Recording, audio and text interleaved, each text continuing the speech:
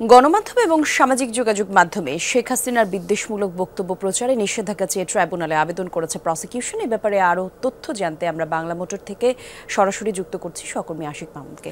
আশিক মাহমুদ, একটু জানাবেন প্রসিকিউশনের আবেদন সম্পর্কে আর কোনো নতুন তথ্য আপনার কাছে আসলো কিনা? কলি, ধন্যবাদ আপনাকে।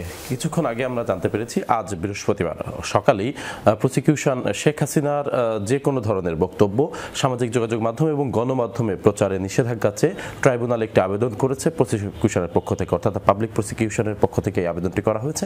আমরা যতটা জেনেছি যে এই আবেদনের প্রেক্ষিতে আবেদনের উপরে 3 সদস্যের যে ট্রাইব্যুনালের যে বেঞ্চ রয়েছে, ট্রাইব্যুনালের চেয়ারম্যান গোলাম মর্তুজার নেতৃত্বে সেখানে শুনানি হওয়ার কথা আছে।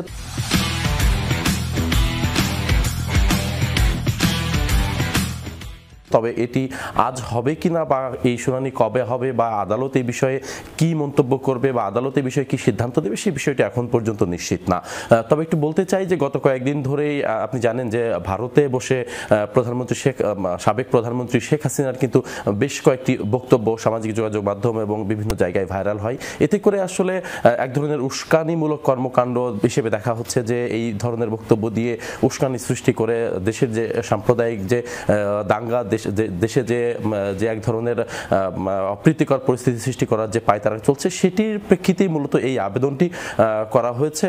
আর একটু বলতে চাই যে এর আগেও কিন্তু শেখ হাসিনা সরকারের আমলে তারেক রহমান, খালেদা জিয়ার বক্তব্য প্রচারে এক ধরনের নিষেধাজ্ঞা দিয়েছিল আদালত। তো সেই বিষয়টি আবারও ঘুরে আসলো যে এই ডক্টর ইউনূস সরকার 5 আগস্টের পরে দায়িত্ব নেওয়ার পরে এই শেখ হাসিনার বক্তব্য প্রচারে এক ধরনের নিষেধাজ্ঞার আবেদন করলে এখন আদালত আসলে কি সিদ্ধান্ত দেয় সেটি আসলে যখন আদালত শুনানি হয়ে যদি প্রসিকিউশন এটাকে যুক্তি তর্ক দিয়ে প্রমাণ করতে পারে যে না আসলে তার এই ধরনের বক্তব্যে যে কোনো ধরনের অপ্রীতিকর পরিস্থিতি সৃষ্টি হচ্ছে বা এই দেশের যে সাম্প্রদায়িক সম্প্রীতি সেটি নষ্ট হচ্ছে এবং যে কোনো ধরনের সংঘাতময় পরিস্থিতি তৈরি হচ্ছে, নিশ্চয়ই আদালত এখানে গুরুত্বপূর্ণ ভূমিকা রাখবে, নিশ্চয়ই কোনো সিদ্ধান্ত দেবেন। তবে একটু বলতে চাই যে শেখ হাসিনার বিরুদ্ধে এখন কিন্তু প্রসিকিউশন ইন্টারপোল রেড নোটিশ জারি আবেদন করেছে, যদিও সেটি এখন পর্যন্ত রেড নোটিশ জারি হয়নি। প্রসিকিউশন আমাদেরকে জানিয়েছেন যে শীঘ্রই তার বিরুদ্ধে ইন্টারপোলে রেড নোটিশ জারি হবে।